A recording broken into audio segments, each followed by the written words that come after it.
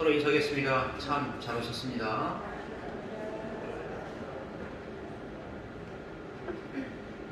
우리가 믿는 믿음은 하나님의 말씀을 바탕으로 해서 우리가 믿습니다. 우리의 때로는 감정을 믿는 것도 아니고요, 우리의 이성을 믿는 것도 아닙니다. 우리는 오로지 기록된 하나님의 말씀을 통하여서 우리 믿음의 기본으로 삼습니다. 성경에 보니까 많은 믿음의 선배들에게 우리 하나님께서는 나타나셔서 말씀하시고 그들에게 또 하나님의 말씀을 주시고 그들로 하여금 하나님의 큰 일을 행하도록 하셨습니다. 아브라함에게는 하나님께서 어떻게 나타나셨습니까? 아브라함을 먼저 찾아가시고 그에게 말씀을 주시고 그로 하여금 이스라엘 백성을 이루게 하시는, 아브라함에 나타난 하나님은 이스라엘 민족을 이루게 하시는 그 하나님이셨습니다. 모세에게 하나님은 어떻게 나타나셨습니까? 가시떨기 가운데 하나님께서 나타나시고 그로 하여금 애굽에 있는 나의 백성이 그 온갖 부르짖음과 그대의 학대를 내가 보았다. 내가 너를 보내노니 너는 가라. 하나님의 말씀은 그 모세에게 임하였고 모세와 아론은 가서 이스라엘 백성을 애굽에서 빼와서 하나님의 약속의 땅인 가나안까지 데려가게 하는 그런 역할을 맡게 됩니다. 모세와 아론에게 있어서 하나님께서는 인도하시는 하나님이셨죠. 그러면 여호수아에게 하나님께서 어떻게 나타나셨을까요? 모세가 죽은 다음에 여호수아가 이제 하나님의 명을 받아서 지도자가 되었습니다. 매우 심히 두렵고 떨렸죠. 그때 모세와 함께 있었던 것처럼 내가 너와 함께 하겠다. 그 약속의 말씀을 통하여서 그는 가나안 땅에 들어가서 정복하여서 모든 가나안 민족을 다 무찔렀던 그 정복의 하나님을 그가 경험하게 될 것이죠. 우리 하나님을 우리가 얼만큼 아느냐에 따라서 우리 믿음 또한 깊어지고 성숙해진다는 것입니다. 우리가 하나님에 대해서 피상적으로 알고 하나님에 대해서 단편적으로 알게 된다면 그 단편적인 하나님밖에 우리가 믿을 수 없어요. 우리가 하나님을 향해서 더욱더 경험을 많이 하고 하나님과 더욱더 깊은 교제를 하고 말씀 통해서 우리에게 주시는 하나님을 경험하게 될 때 우리 다양한 하나님을 만나게 돼요. 내 삶이 이렇게 이런 상황 가운데 나에게 들려주시는 하나님, 저런 상황 가운데 들려주시는 하나님을 우리가 만날 수 있다라고 하는 것입니다. 오늘 본문을 통해 보니까 이스라엘 백성 가운데 나타나신 하나님은 과연 어떠한 하나님이고 우리의 하나님은 과연 어떠한 하나님일까? 우리가 세 가지를 함께 보고자 합니다. 첫 번째, 우리 하나님은요, 함께 하시는 하나님이십니다. 우리가 어떤 형편에 처든지 우리 하나님은 나와 함께 하시는 하나님. 이스라엘 백성 가운데서도 그들과 늘 함께 하셨던 하나님이셨습니다. 여호와 하나님께서 또한 이스라엘 백성들이 여호와 하나님을 또한 사랑하고 여호와 하나님 앞에 말씀을 순종할 때만 사랑하셨는가? 아니라는 거예요. 우리 하나님의 사랑은 끊임없이 아브라함을 택해 주시고 그 이전에 이 아담부터 시작해서 쭉 끝나고 예수님이 다시 오실 그날까지 하나님의 사랑은 변함이 없으세요. 이스라엘 백성의 역사 가운데 하나님 말씀을 많이 불순종하여서 결국은 북이스라엘이 아수르에 멸망하고 남유다는 바벨론에 멸망하는 끔찍한 상황을 그들이 경험하게 됩니다. 하나님은 그때도 그들을 버리셨을까요? 그렇지 않습니다. 우리 하나님은 한 번도 그들을 버리신 적이 없으세요. 망하는 그 상황 가운데서도 예레미야를 보내주셔서 끝까지 돌아와라. 돌아오면 너희가 살 것이다. 그런 선포가 있었지만 그들이 끝까지 끝내 그 하나님께 돌아오지 않았을 때에 바벨론을 통하여서 그들이 끌려가게 됩니다. 에스겔 1장 1절에 보니까 어떠한 환경 가운데 하나님께서 그들에게 말씀을 더해 주시는데요. 에스겔 1장 1절에 보면 이렇습니다. 30째 해 넷째 달 초 닷새에 내가 그발 강가 사로잡힌 자 중에 있을 때에 하늘이 열리며 하나님의 모습이 내게 보이니. 아멘. 30째 해라고 하는 것은 에스겔이 나이가 30살이 되던 해라는 거예요. 30살이라고 하는 것은 이제 선지자가 될 만한 나이구나, 제사장이 될 만한 나이구나 라고 해서 공적인 그런 것을 감당할 수 있는 나이가 바로 30세예요. 30세 되던 그 해에 넷째 달 초 닷새에 여호와 하나님의 말씀이 에스겔에게 임합니다. 어디서 임합니까? 내가 그발 강가에 사로잡힌 자 중에 있을 때에. 에스겔은 사로잡혔어요. 남유다가 멸망할 때에 바벨론의 느부갓네살 왕은 3번에 걸쳐서 예루살렘을 공격합니다.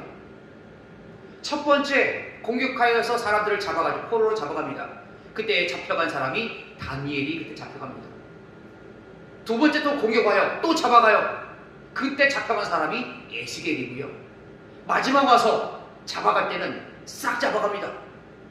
지도자로 되는 사람, 지금 똘똘해서 반역을 일으킬 만한 모든 사람은 다 잡아가, 지도자급은 모두 다 잡아가고 남겨있는 사람은 그냥 농사만 짓는 몇몇만 남겨놓고 다 잡아갑니다. 잡아가서 어디다 놓습니까? 그발 강가에 놓는 거예요. 그발 강가에 그 당시 운하 공사가 있었는데 이스라엘 백성들을 그리로 다 이끌어서 노역에 쓰게 하기 위해서 그발 강가에 그들을 집단적으로 거주하도록 했습니다. 그때에 그 암울하고 척박하고 모든 소망이 다 잃어버렸을 그때에 하나님의 말씀은 그 사로잡힌 자 중에 있는 에스겔에게 임하는 거예요. 어떤 말씀이 뭡니까? 너희가 어찌하여 이렇게 됐는가? 하나님께서는 에스겔 말씀을 통하여서 쭉 그들의 죄에 대해서 말씀합니다. 이스라엘의 죄와 또 이스라엘 지도자들의 죄와 그 모든 죄를 다 선포하신 다음에 죄가 끝이 아니고 내가 너희를 버리지 않는다. 너희에게 또 다른 회복을 또 허락해 주신다. 우리 하나님께서 에스겔을 통하여서 회복에 대한 말씀을 더해 주세요. 언제입니까? 사로잡혔을 그때입니다. 이스라엘 백성들이 하나님을 버리고 배반하고 하나님 앞에 불순종할 때에 하나님께서 그들을 버리지 아니하시고 함께 하셨음을 오늘도 이 말씀을 통해서 우리가 볼 수가 있는 것이죠. 오늘 본문 말씀을 보니까 4절 말씀입니다. 4절 시작. 모세가 바로에게 이르되 여호와께서 이와 같이 말씀하시기를 밤중에 내가 애굽 가운데로 들어가리니 아멘. 지금 상황은 이스라엘 백성들이 애굽에 사로잡혀 있을 때입니다. 그들의 그 모든 부르짖음과 학대를 여호와 하나님께서 보셨어요. 모세를 부르시고 모세가 입이 둔하여 혼자 갈 수 없다고 하니까 형 아론을 함께 보내주셔서 그들로 하여금 가서 또한 선포하게 하십니다. 그때에 여호와 하나님께서 이스라엘 백성들 그대로 보내두지 아니하셨어요. 그들과 함께 하셔서 그들 애굽 사이에서 고통받고 있는 하나님의 백성 사이로 들어가시고 또한 그들에게 또 애굽의 모든 그 사람들에게 재앙을 통하여서 또한 하나님께서 계심을, 하나님께서 이 모든 일을 행하게 하심을 그들이 또한 믿고 알 수 있도록 하셨다라고 하는 것입니다. 우리 하나님은 이스라엘 백성들을 그대로 버려두지 아니하셨어요. 고난의 현장에 찾아가셔서 그들과 함께 하시고 그들의 모든 아픔과 고통을 들으시고 그들의 모든 그 위험과 혼란 가운데 건져주신 하나님이 바로 우리가 믿는 하나님이라는 것입니다. 우리가 믿는 하나님은 우리와 늘 함께 하세요. 기쁘고 즐거울 때뿐만 아니라 힘들고 어려운 순간에도, 우리가 절망하고 낙담하고 우리가 고통스러워할 때에도, 고통스러워 울부짖을 그때에도 우리 하나님은 그대로 그 자리에 계십니다. 여러분이 살고 있는, 여러분의 생활하고 있는 삶의 현장 가운데 우리 하나님께서 함께 하심을 믿으시기를 간절히 바랍니다.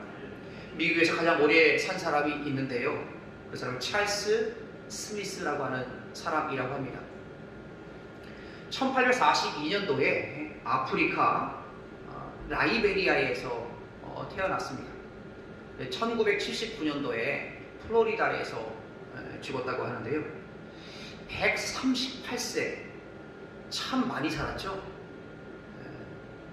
138세를 저 사람이 살았는데 흑인입니다.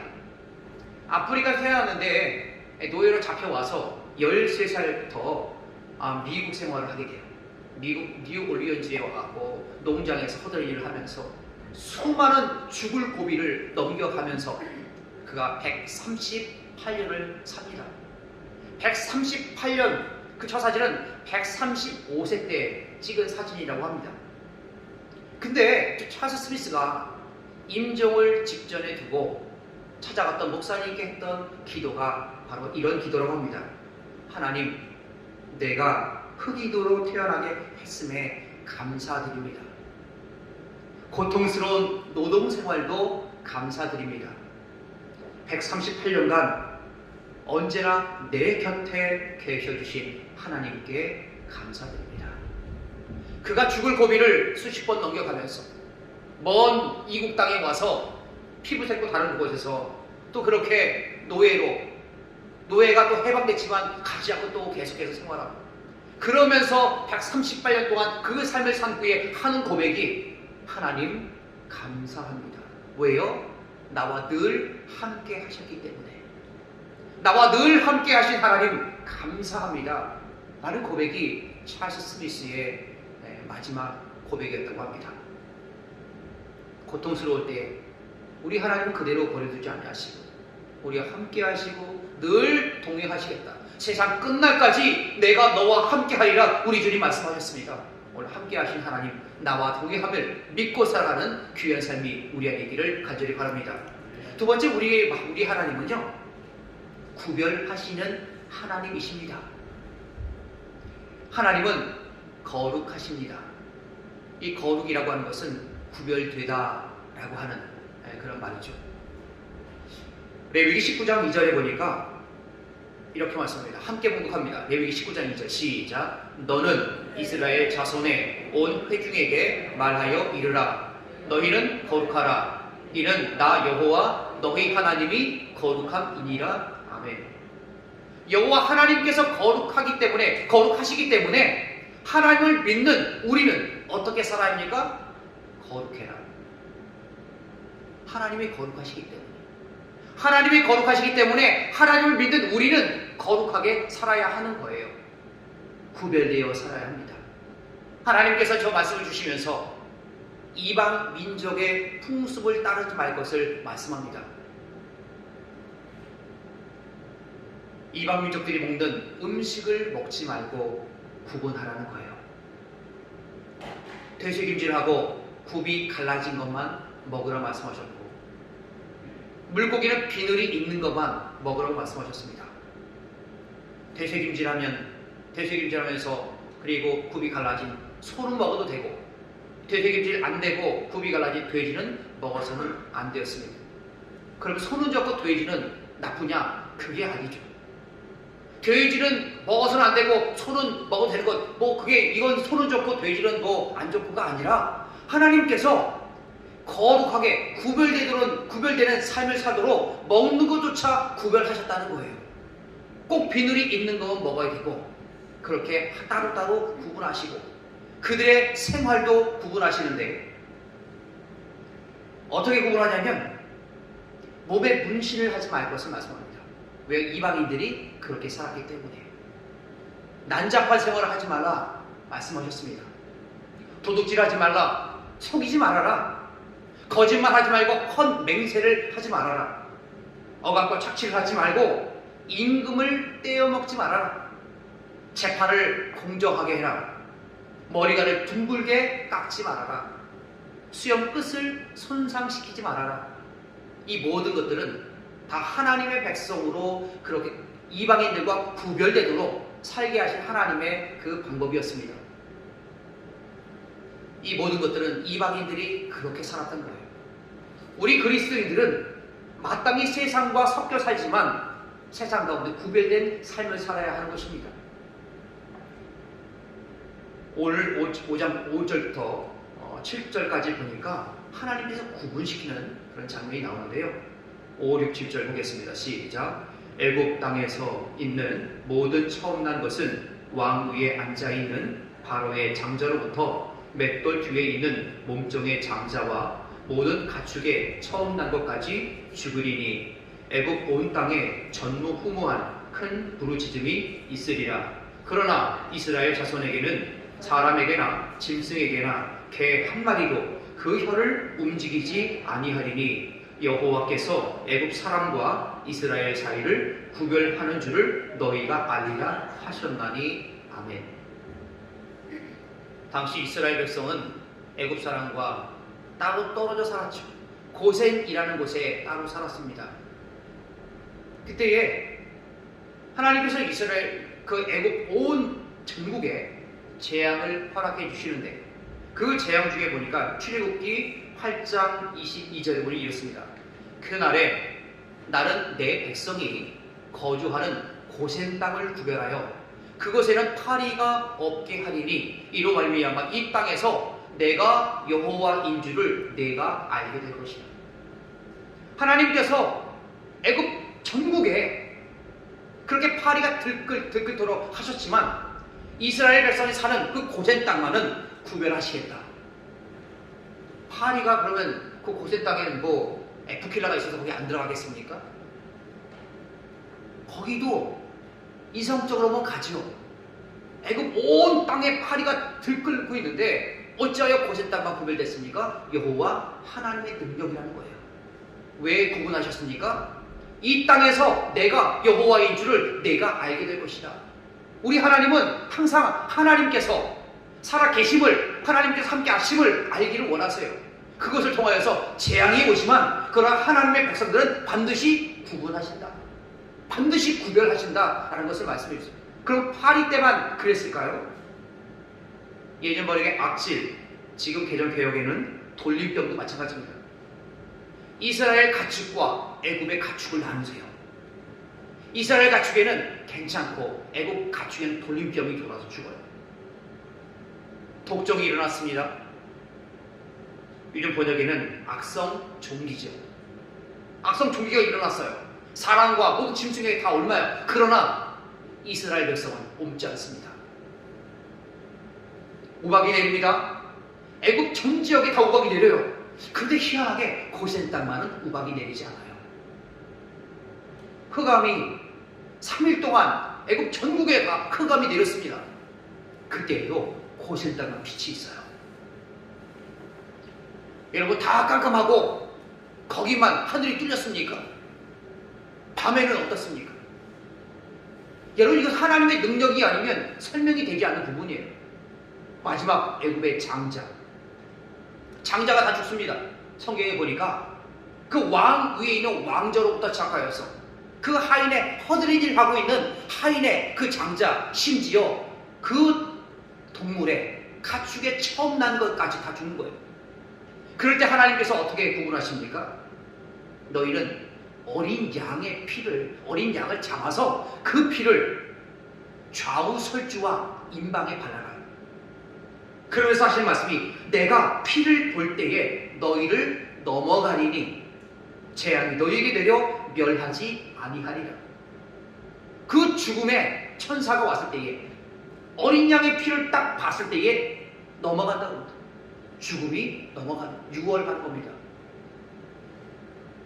예수 그리스도, 그 어린 양 대신 예수 그리스도의 보혈로 말미암아 죄와 사망의 권세가 우리를 더 이상 좌주지 하지 않습니다. 왜요? 어린 양의 피를 볼 때에 넘어갑니다. 넘어가요. 예수 그리스도의 보혈로 말미암아 우리가 둘째 사망, 곧 불못에 빠지지 않는 것이죠. 바로 하나님께서 하나님의 백성과 세상, 택함을 받지 못한 그 세상 사람과 구분하십니다. 그것을 성경에서 누누이 설명해 주고 계십니다. 여러분, 구별받은 백성으로 살아가시길 바랍니다. 세상 사람과 똑같이 사는 것이 아니라 그 가운데 구별되어서 하나님을 믿는 그리스도인으로 살아가는 귀한 삶이 우리 안에 있기를 간절히 바랍니다. 언제나 성령 충만한 흑인 여자 선생님이 계셨다고 합니다. 이야기인데요, 그 선생님은 이 크고 호화로운 백인 교회를 봤을 때에 그 백인 교회에 성령의 능력도 없고 기쁨도 없음을 발견했어요. 마음이 너무 안타까웠어요. 우리 흑인 아이들처럼 그렇게 하나님께 그렇게 기쁨으로 찬양했으면 얼마나 좋을까. 그래서 안 되겠다. 내가 그 교회에 들어가서 한번 바꿔봐야 되겠다 하고 들어갑니다. 쫓겨나오는 거예요. 피부색이 다르대요. 밖에 쫓겨나와서. 그래서 이 흑인 여자 선생님은 포기를 못하는 거예요. 그래서 밖에서 기도하기 시작합니다. 한 6시간을 기도했나 봐요. 근데 기도하다 보니까 그 교회 안에서 어떤 젊은 청년이 나오는 거예요. 그래서 물어봅니다. 왜 어찌하여서 밖에서 이렇게 기도만 하고 계십니까? 라고 물어봤을 때에 이 여자 선생님이 이렇게 얘기했다고 합니다. 들어가지 못하겠어요. 그 안에서 저를 자꾸 밀어내고 들어오지 못하게 해요. 그때 청년이 이렇게 얘기했다고 합니다. 나도 못 들어가는 교회를 당신이 어떻게 들어가겠습니까? 염려하지 마십시오. 누구십니까? 저는 예수입니다. 여러분, 이것은 예화에 불과하지만 예수님께서 들어가지 못하는 교회, 예수님께서 계시지 못하는 그런 교회는 쓸모가 없는 거예요. 형식적으로 예배라고 하는 형식을 해서 그렇게 하겠지만, 그러나 그 마음들이 각각 떠나서 하나님을 향해서 내 마음을 드리지 못하는 것이 있는데 어떻게 그런 예배가 참된 예배가 될 수 있겠습니까? 예배라고 하는 것은 예수 그리스도가 머리가 되시는 교회만이 하나님 앞에 참된 예배를 드릴 수가 있는 거예요. 예배하는 자는 영과 진리로 예배하라 말씀하셨습니다. 성령의 인도하심을 따라서 하나님의 말씀의 중심이 된 그 예배가 바로 참된 예배라고 하는 것입니다. 여러분, 우리 하나님은 오늘도 우리와 함께 하시고 우리를 통하여서 세상과 구별되도록 하기를 원하십니다. 비록 섞여 살지만 그러나 오직 하나님과 함께 동행하며 세상과 구별되는 삶을 살기를 간절히 바랍니다. 세 번째, 우리 하나님은요, 심판하시는 하나님이세요. 심판은 항상 두 가지의 모습이 있어요. 첫 번째 모습은 하나님의 백성에게는 축복으로 다가오지만, 두 번째, 바로 하나님의 백성을 대적하는 무리에게는 멸망으로 다가오게 됩니다. 이스라엘 백성들 가운데 거의 늘 하나님께서 이스라엘 백성을 살펴보호해 주셨어요. 이스라엘 백성을 침범해오는 여러 그 악한 이방 족속이 있었지만, 그러나 이방 족속 가운데 하나님께 항상 기도하고 구할 때에 어김없이 우리 하나님은 그들과 함께 하셔서 그 모든 이방 민족들을 해하여 주셨습니다. 여호사밧이 기도하죠. 역대하 20장 12절에 보니까 우리 하나님이여 그들을 징벌하지 아니하시나이까. 우리를 치러오는 큰 무리를 우리가 대적할 능력이 없고 어떻게 할 줄도 알지 못하고 오직 주만 바라보나이다. 여호사밧에게는 힘도 없고 능력도 없고 어떻게 할 줄 방법도 몰랐습니다. 그럴 때에 방법은 단 하나를 알고 있었죠. 가장 정확하고 가장 강력한 방법, 그것은 무엇입니까? 여호와 하나님을 바라보는 거예요. 여호와 하나님의 도움을 구할 때에 여호와 하나님께서는 기상천외한 방법으로 이스라엘 백성을 구원해 주셨습니다. 여러분, 이스라엘 백성만 그렇게 구원해 주실까요? 우리도 그렇게 구원해 주십니다. 우리 하나님께서 그들을 구원해 주신 것처럼 우리도 그렇게 구원해 주시죠. 문제는 무엇입니까? 우리가 하나님을 바라보나이다 라고 고백하느냐, 아니면 내가 그 일을 하려고 하느냐, 그게 문제가 달려있다는 것입니다. 오늘도 우리가 오직 주님을 바라고 늘 함께 하시고 늘 지켜주시고 심판하시되 우리를 지켜주시는 하나님만 바라보는 귀한 삶이 우리 안에 있기를 간절히 바랍니다. 오늘 본문 말씀 함께 보겠습니다. 9절과 10절입니다. 9절과 10절 시작. 여호와께서 모세에게 이르시기를 바로가 너희의 말을 듣지 아니하리라. 그러므로 내가 애굽 땅에서 나의 기적을 더하리라 하셨고, 모세와 아론이 이 모든 기적을 바로 앞에서 행하였으나 여호와께서 바로의 마음을 완악하게 하셨으므로 그가 이스라엘 자손을 그 나라에서 보내지 아니하였더라. 아멘. 10가지 재앙이 있습니다. 이 10가지 재앙은요, 크게 세 종류로 나눌 수 있어요.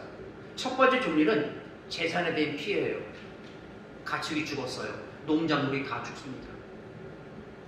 두 번째는 그 피해는 질병에 관한 심판으로 사람 몸을 치는 거예요. 독점이 왔습니다. 우박을 때로도 맞을 수도 있고요. 전염병이 왔습니다. 세 번째는 마지막 생명을 치는 거예요. 하나님의 심판은 또한 그렇게 이스라엘 백성들을 보호해주기 위해서 애굽을 치십니다. 왜 애굽을 치셨습니까? 바로가 하나님 말씀을 듣지 않아서.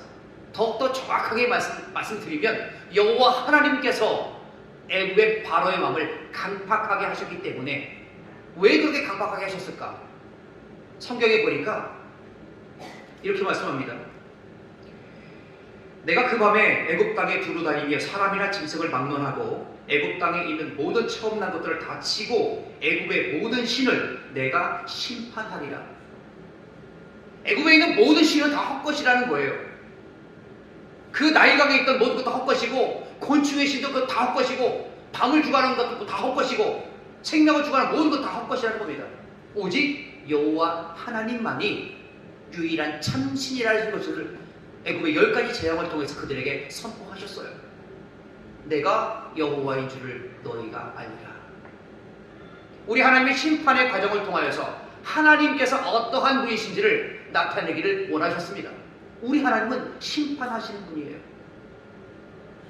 우리에게도 마지막 날에 심판이 반드시 있습니다. 로댕이라고 하는 여러분 로댕 하면 누가 어떠한 것이 생각납니까? 예전에 학교 다닐 때 로댕 생각하는 사람 누가 만들었습니까? 정답은 로댕이죠. 뒤에서 이렇게 컨닝하다가 오뎅 그렇게 적다가 뒤에서는 야 오뎅은 아닌 것 같아 어묵 그렇게 적었다는 그런 우스갯소리도 있는데요. 자, 생각하는 사람 우리가 보면 야 참 뭘 저렇게 생각할까 그렇게 생각하면서 우리가 조형물을 보게 됩니다. 그런데요, 저 로댕이라고 하는 사람은 단테의 신곡 중에서 지옥편을 연상해서 만들었는데요. 그것이 바로 지옥문입니다.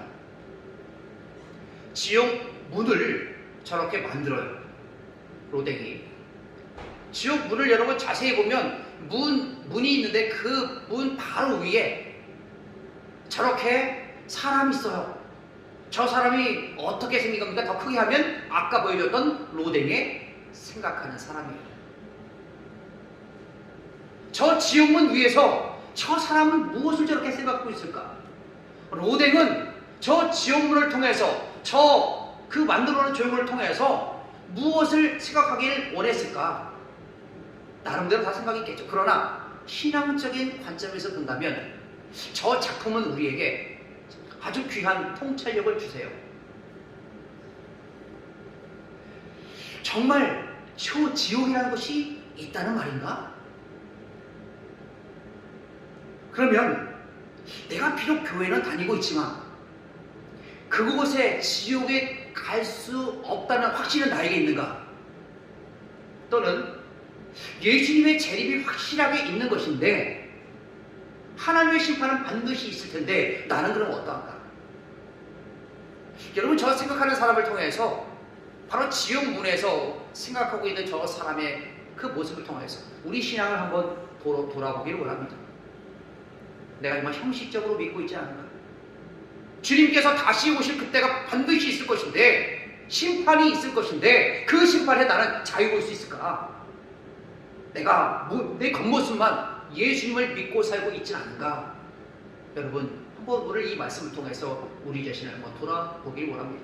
아니, 코로나가 있다고 해서 그냥 교회 안 나가도 되겠지, 신앙생활 대충 해도 되겠지. 여러분, 이 어려운 순간이요, 나의 신앙을 점검할 수 있는 가장 귀한 시간입니다. 참된 신앙은요, 어려움이 왔을 때 그 진가를 나타나게 되어 있어요. 밤이 어두면 어둘수록 겨울은 빛나게 되어 있어요. 여러분, 우리 인생에도 심판하시는 하나님, 또는 우리와 함께 하시고 구별하시는 하나님, 그 하나님을 우리의 삶이 끝나는 그날까지 믿고 따라 사는 귀한 삶이 우리 안에 있기를 간절히 바랍니다. 다 함께 기도하겠습니다. 오늘 오신 아버지 하나님, 감사합니다. 우리가 믿는 우리의 하나님, 우리를 고아처럼 버려두지 아니하시고 우리와 늘 함께 하시고